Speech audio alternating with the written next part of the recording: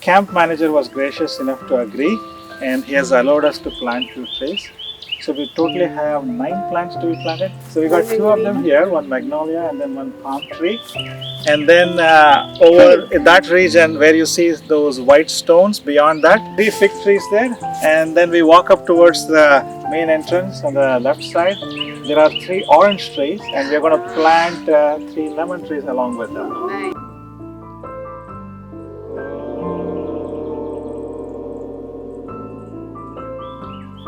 General thumb rule is you always need to go 1 shovel deep. So the way to measure is how high this shovel is.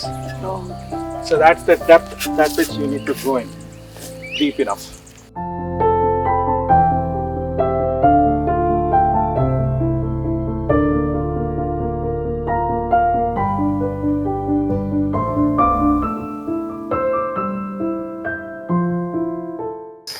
When you pull it out from the pot, usually the plant will have its own ball. The roots get entangled. We call it as root ball.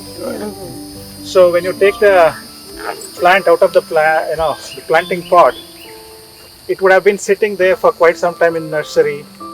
Then it would have come to Home Depot. It would have been sitting in the aisle for quite some time. So the roots would have entangled themselves. They cannot breathe a little bit. So you have to do what is called tickling. Loosen up the soil around. So the roots have entangled them so much that they won't grow. So what we suggest is you can take a small knife as well. You can cut down the roots on the periphery of the container.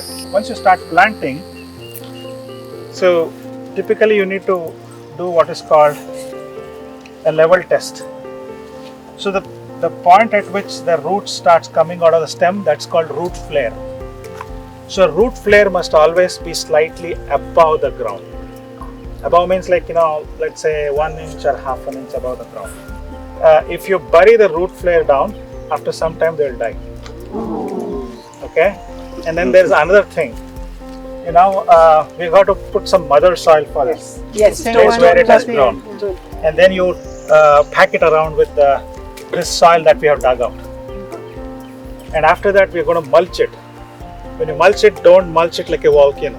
It has to be a well. If you volcano it like this, there's a 90% chance it will die. So another thing what is called stamping. So generally it is a good thing to stamp. You loosen it and then you also stamp it. So that when you water it, it will sink down.